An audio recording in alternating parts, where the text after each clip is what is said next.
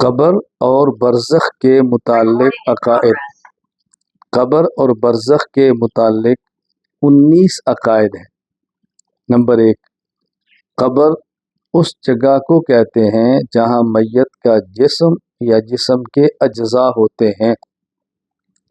یعنی قبر صرف گڑھے کو نہیں کہتے، بلکہ قبر اس تمام جگہ کو کہتے ہیں جہاں میت خود موجود ہو یا جہاں میت کے اجزاء موجود ہو۔ اگر کوئی جل گیا ہے، جہاں جہاں راکھ بکھری ہے وہ سب قبر ہے۔ کوئی پانی میں گر کے اس کے اجزاء پانی میں تحلیل ہو گئے ہیں، جہاں جہاں اجزاء ہیں وہ سب قبر ہے۔ کسی کو جانور نے کھا لیا اور فضلہ بنا کے نکال دیا، جہاں جہاں اجزاء ہیں وہ تمام اس کی قبر ہے۔ تو قبر صرف گڑھے کا نام نہیں ہے۔ نمبر 2، قبر عموماً اس گڑھے کو کہتے ہیں جس میں میت کو دفنایا جاتا ہے۔ یعنی قبر کا معنی جہاں میت خود ہو یا میت کے اجزاء ہو، لیکن عام طور پر چونکہ میت کو ایک گڑھے میں دفن کیا جاتا ہے تو کہتے ہیں کہ یہ گڑھا قبر ہے۔ یعنی گڑھا بھی قبر ہے، اور اگر کہ میت کے اجزاء منتشر ہو جائیں تو جہاں جہاں اجزاء ہیں اس سب کو قبر ہی کہیں گے۔ نمبر 3، برزخ سجین سے لے کر علیین تک مکان اور وفات سے لے کر حشر تک زمان کے مجموعے کو کہتے ہیں۔ علیین 7 آسمانوں سے اوپر ایک جگہ ہے، اس کا نام ہے، اور سجین 7 زمینوں سے نیچے ایک جگہ کا نام ہے، اس کا نام ہے۔ تو سجین سے لے کر علیین تک کا سارا مکان ہو اور موت سے لے کر حشر تک کا زمانہ ہو، جب یہ 2 چیزیں اکٹھی ہوتی ہیں تو اس کو برزخ کہتے ہیں۔ اب اگر کوئی کافر فوت ہو گیا اور اس کو دفن اسی زمین پہ کیا ہے تو یہ اس کے لیے برزخ ہے۔ ہم اسی زمین پر ہیں، ہمارے لیے برزخ نہیں، کیونکہ ہمیں اور اس میت کو مکان تو ملا ہوا ہے سجین سے لے کر علیین کے درمیان کا، لیکن اس کو زمانہ موت کے بعد کا ملا ہے، ہمیں ابھی موت کے بعد کا زمانہ نہیں ملا۔ تو برزخ کے لیے ضروری ہے کہ سجین سے علیین تک مکان بھی ہو اور موت کے بعد حشر تک کا زمان بھی ہو۔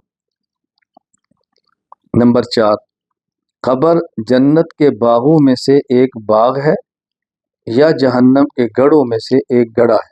اصل جنت اور جہنم میں داخلہ یہ قیامت کے بعد ہوگا۔ قیامت سے پہلے اور مرنے کے بعد یہ جو قبر کی زندگی ہے یہ جنت کا باغ ہے مومن کے لیے، یا جہنم کا گڑھا ہے کافر کے لیے۔ اصل جنت کا نظام وہ حشر کے بعد شروع ہوگا۔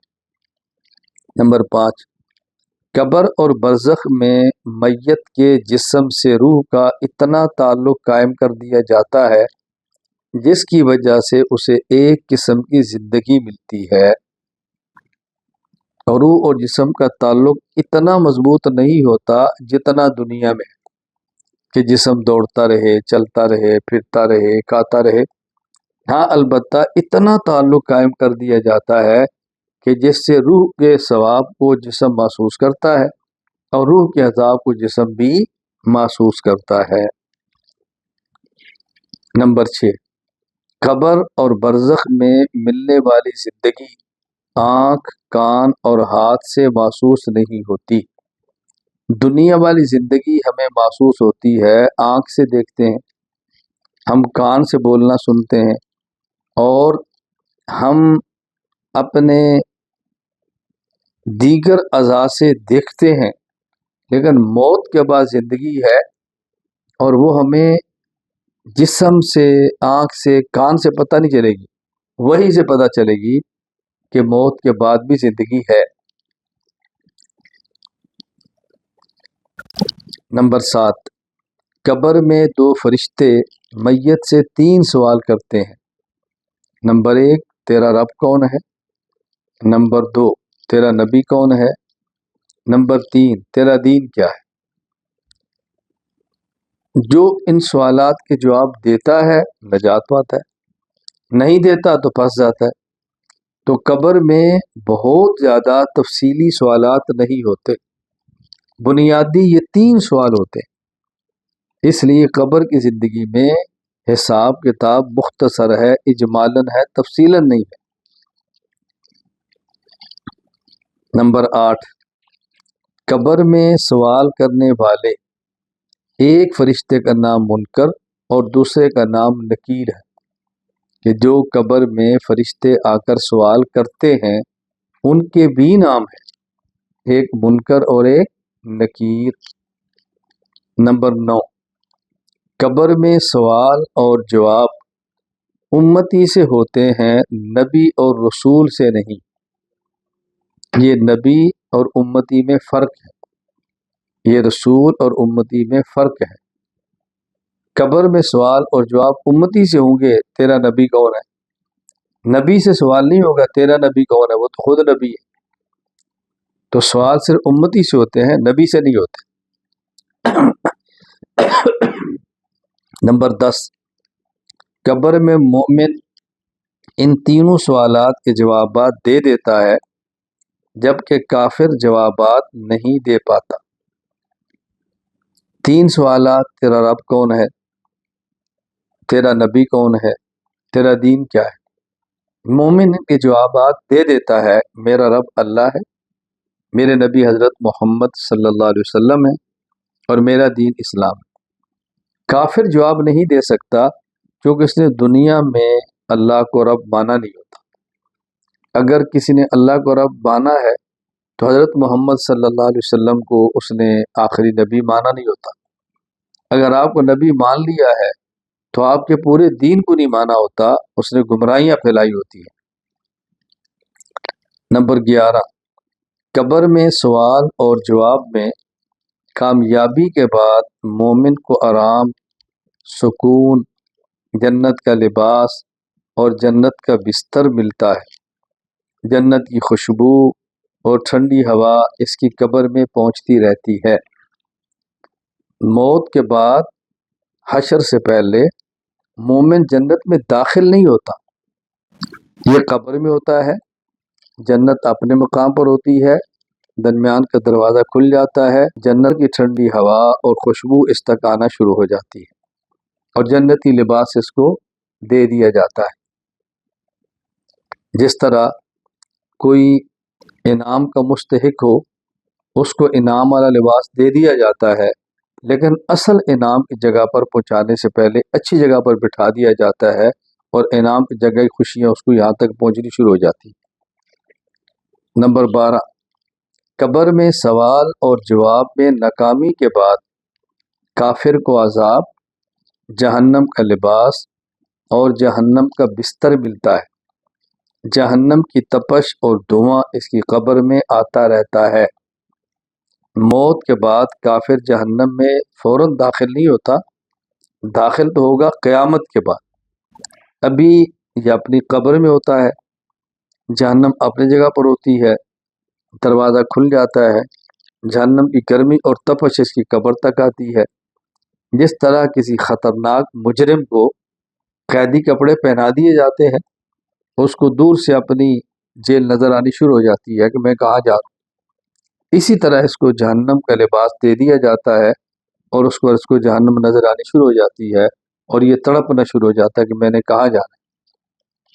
نمبر 13، قبر میں ثواب اور عذاب اجمالاً ہوتا ہے، یعنی قبر میں مومن کو اچھا بدلہ وہ بھی مختصراً دیا جاتا ہے، کہ جنت کا لباس دیا، سکون دیا، آرام دی، خوشی دی، جنت کی خوشبو آ گئی، تو مختصر سا ثواب ہے۔ اور کافر کو عذاب بھی اجمالاً مختصر ہوتا ہے، جہنم کا لباس دیا، جہنم دکھا دی، جہنم کی آگ کی گرمی یہاں تک پہنچنی شروع ہو گئی، اجمالاً ثواب اور عذاب ہوتا ہے۔ نمبر 14، قبر میں ثواب عرض جنت کی صورت میں ہوتا ہے۔ عرض جنت کا معنی جنت کو پیش کرنا، جنت کو دکھانا، یعنی قبر میں جو ثواب ہوتا ہے وہ جنت میں داخلے کی صورت میں نہیں ہوتا، بلکہ جنت دکھانے کی صورت میں ہوتا ہے۔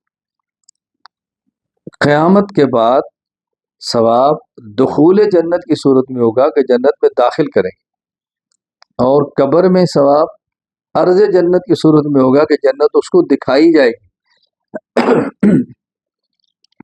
نمبر 15، قبر میں عذاب عرض نار کی صورت میں ہوتا ہے۔ کافر کو قیامت کے بعد عذاب دخول نار کی صورت میں ہوگا کہ جہنم میں داخل کیا جائے، اور قبر میں دخول نار کی صورت میں نہیں ہوگا بلکہ جہنم کو دکھانے کی صورت میں ہوگا، اس کو عرض نار کہتے ہیں۔ نمبر 16، قبر کے عذاب کو انسان اور جنات کے علاوہ ہر ذی روح مخلوق سنتی ہے۔ جب انسان قبر میں ہو اور کافر ہو تو اس کو عذاب کا ہونا، اس کا چیخنا، اس کو انسان اور جنات نہیں سن سکتے، ان کے علاوہ مخلوقات سنتی ہے، کیونکہ بقیہ انسانوں نے قبر میں جانا ہے۔ اگر ان کو سنا دیا جائے تو لوگ شاید مردے دفنانے چھوڑتے، اس لیے ان کو نہیں سنایا اور دکھایا جاتا، باقی مخلوق دیکھتی اور سنتی ہے۔ نمبر 17، قبر اور برزخ میں مومن راحت اور لذت، جبکہ کافر تکلیف اور دکھ محسوس کرتا ہے۔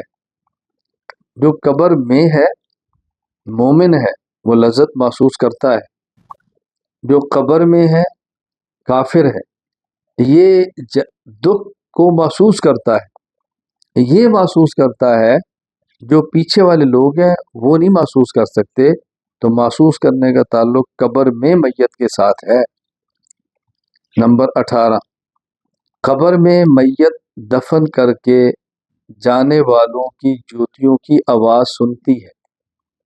جب میت کو دفن کر کے دفن کرنے والے واپس جاتے ہیں تو ان کے چلنے کی آواز بھی میت سنتی ہے کہ مجھے دفن کر کے واپس جا رہے ہیں۔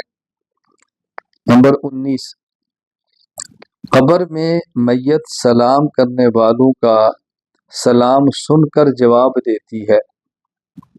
کوئی شخص میت کی قبر پر جائے اور کہے السلام علیکم یا اہل القبور انتم لنا سلف و انا انشاء اللہ بکم لاحقون، تو اس کے سلام کو اللہ تعالیٰ میت کو سناتے ہیں، اور میت ان کے سلام کو سن کر اس کا جواب بھی دیتی ہے، لیکن باہر والے اس جواب کو نہیں سنتے۔